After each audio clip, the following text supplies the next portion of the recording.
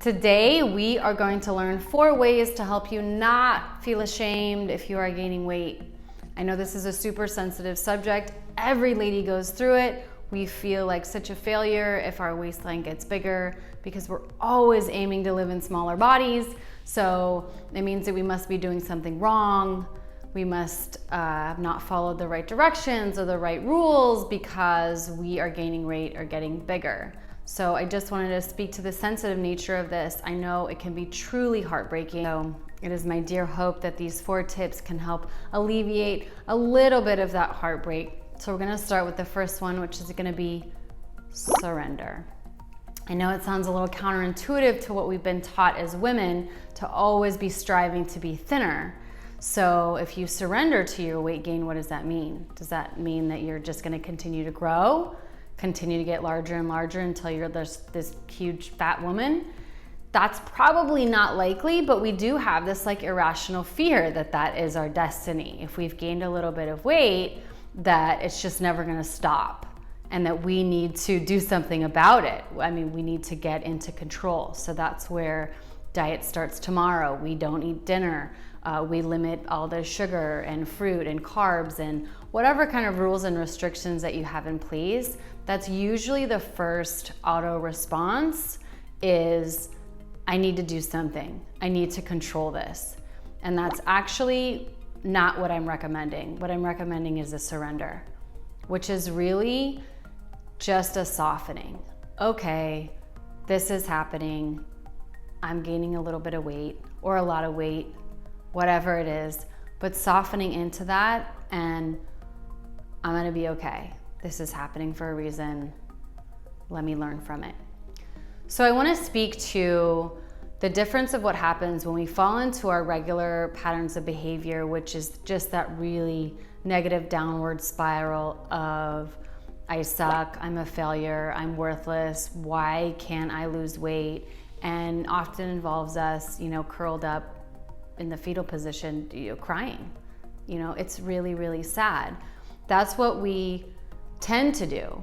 And what I'm asking is surrender, because what happens when you're in that state, literally everything shuts down. So your logic, your rationale, your ability to think, your ability to take in new information, all of that stops when we shut down and go into shame and fear mode. We have no access to new information. We're just in that awful spiral of we suck. So when we bring surrender into the picture and we don't fall into the spiral, what happens is that all of our senses stay online. So we have access to our thoughts, our rationale, our logic, maybe even some self-care and some self-love. Okay, so I've put on some weight. Maybe I give you a bath today. Maybe I really nurture you. Whatever that looks like. But when we stay in a surrender mode and not fall down the pit of despair, we have access to so much more in the way of thoughts and behaviors. And then you can also listen. What's been happening? Has my schedule changed? Have I not been able to be as active? Have I been sitting more? Have I been traveling a lot? Have I been visiting these beautiful places that have the most amazing food? Just kind of, when we stay in that state of surrender, you're able to look with more of open mind, and you can see what's been happening for you. Are you really stressed out? Are you having marital troubles? Are your children, causing stress? All of these things are going to cause stress in our emotional body, which is going to reflect as stress in the physical body. And we might see those fluctuations in our body. So to shame ourselves is just counterintuitive to any kind of healing or medicine. There's zero medicine there, really. So first step is to surrender. Just surrender, stay open for new information. And you're more apt to find some answers in a state of surrender than one of despair. That's gonna lead me to tip number 2, which is trust your body. We have been taught, especially as women, that we can't trust our bodies. We need to be told what to eat, when to eat, how much to eat, at what times of day to eat, because we're untrustworthy. And then if we can't follow those rules that will get us to this ideal body, we're a failure. We have failed in some way. And I want you to scratch all that. and really tap into, I can trust my body.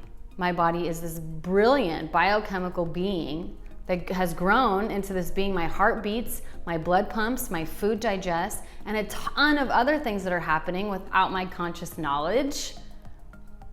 It's perfect. So if it is gaining weight, there's a reason, and there's a good reason.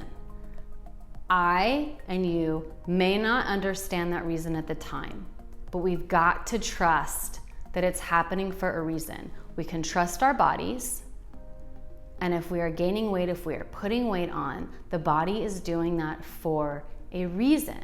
We might need the extra protection. It might be a response because of some extra stress that we've been feeling. We may not have the intellectual knowledge of why it's happening, but we can trust that it is happening for a reason. And when that weight is no longer needed, that the weight will release back into where it came from. Because if you think about it for a minute, if you were smaller before and you're a little larger now, where did that come from? Where was that weight existing before it was on your body? It's an interesting question, right? So when your body no longer needs that extra weight, the weight will release back into where it came from. Trust and surrender. Tip number 3 is gonna be, imagine you lost it all, or it stopped functioning properly. And I know this sounds a bit morbid, but death and sickness really can be the best teachers that we have. So let's say that your legs are a little bit thick and chunky and cellulite and you're just not loving it, okay? And I want you to imagine they were gone or they stopped working. And there are people that exist in this world that don't have legs on their body and also have legs that are not operating in the way that we would want them to.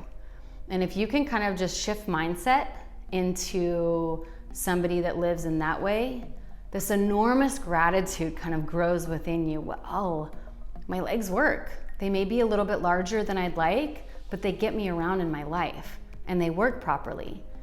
And I can walk where I want to, and I can run if I want to, and I can go inside a store, I can take myself to the bathroom, and I can travel to these places, and I can do all these wonderful things.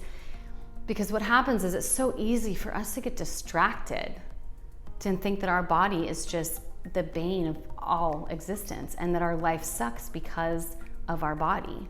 And it's just not true. You have these beautiful legs, and I acknowledge that they may be a little larger than you'd like, but they're working and they're getting you from A to B and everywhere that your life requires. And that's kind of something to celebrate. The other example, let's say, is that your stomach. So let's say your stomach, your waist is growing.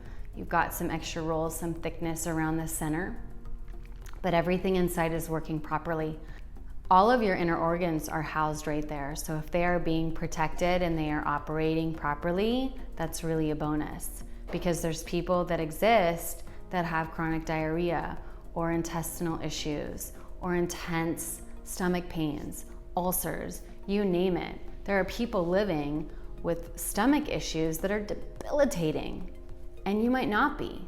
So maybe it's a little flabbier than you'd like, but if everything is working in pretty good order, again, something to celebrate. So just use this as a tool to grow that inner gratitude for every body part that you have, especially the ones that you wish look different. Because if they're operating really well, or hell, even okay, you're in a good spot. Your body is your vehicle to live, to experience this life. So if you're getting to do that, that's a win. Last tip, probably the easiest of all, realize that you are much more than your body weight. If you were to walk outside and the sun is shining on your face and you feel that warmth or a breeze on your skin or a hug from a family member, these are gifts of a life well lived. If you love somebody, that doesn't have anything to do with your body size. And that's the greatest feeling in the world. If you're able to play with your children, that sense of joy and wonder, that is not a requirement of your body size. So we have all these wonderful, beautiful life experiences that are available to us, that are all around us, but we often get distracted with our bodies. And what happens is we go down that rabbit hole of despair. My body is awful, it doesn't work, it doesn't look the way we're supposed to. And again, like I said earlier, everything comes offline. So we literally we can't even see all this magic, all those wonderful things that are happening over here. The joy, the wonder, the love, the enjoyment, all of it. It's completely off our radar because we're in the hole of despair, totally, solely, 100% focused on our shitty body. So that's where the trust and the surrender comes in, so you can stay aware. So, hey, I acknowledge my bum's a little bit bigger than I want, but my kid wants to play with me right now.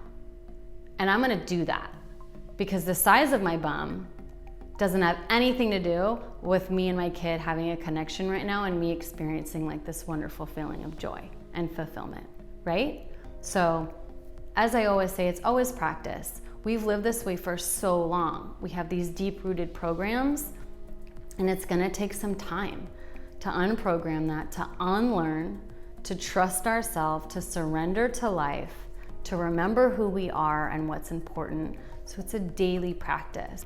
I hope these tools bring you some relief the next time any kind of shame wants to creep up when you've put some weight on.